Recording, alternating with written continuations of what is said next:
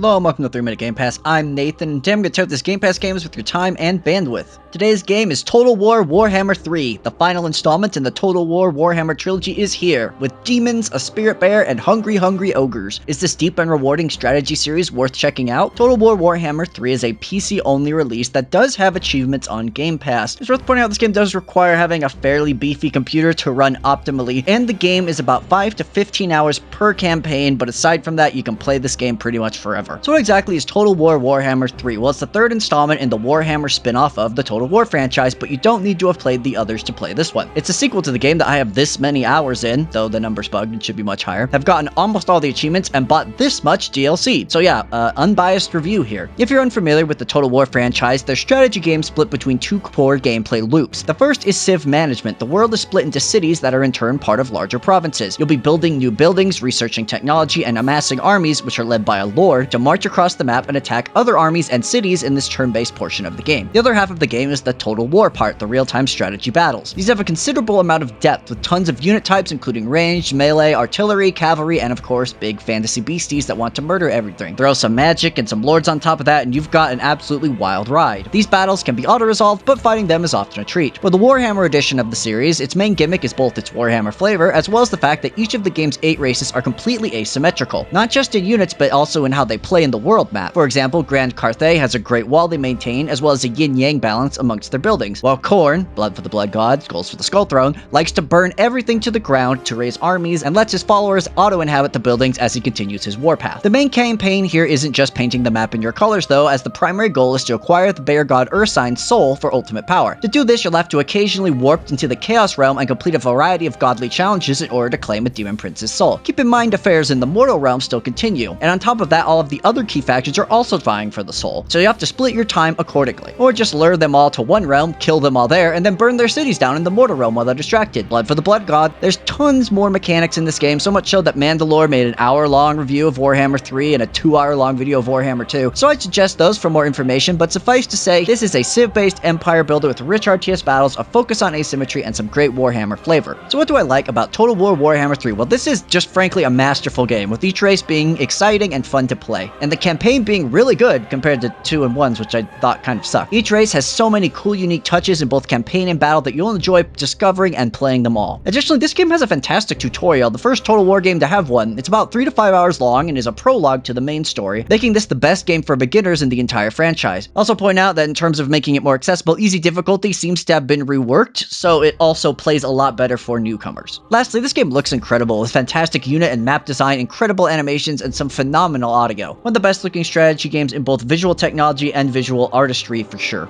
When it comes to the bad, this release version is very buggy and it's also very performance heavy. Luckily, Creative Assembly really loves this series, so I anticipate fixes rapidly, but for now, some people are experiencing crashes. I did not, but there was some general weirdness throughout the game that popped its ugly head up now and then. Additionally, despite the excellent tutorial, this game has a ton to learn, and it can be really hard to know exactly what to do in any given situation. Plus, screwing up can have ramifications like 6 turns down the line. This is a game that you're going to need to spend some time to learn and master. And lastly, for the Game Pass version, while you do get the pre-order ogres, one of the big draws of Warhammer 2 was it takes all the DLC from the previous games and lets you play any race on a super world map called Mortal Empires. Well, that's not in 3 yet, seeing as the Game Pass version doesn't have 2 or 1 in it. Should you be interested in that, I would suggest buying it on Steam instead. As you know, I rate games here on a 3-point scale. Must play, maybe consider, don't bother. Yeah, this is a must play. Like I said, this is an unbiased review. That's probably the most anticipated PC game in a long time, aside from Elden Ring. For me, Total War Warhammer 3 absolutely delivers. It's a great game for veterans of the franchise, but beginners will also find it's a great tutorial is a good place to start. While a bit buggy and unfortunately probably won't support Mortal Empire's big map mode on Game Pass, for a vanilla experience it's still absolutely worth playing, and the fact that such a big game made it onto Game Pass is just fantastic. If you have any affinity for strategy games at all, download this game right now. That's all I have for you today. Thank you so much for watching, and go out there and enjoy the hell out of Total War Warhammer 3.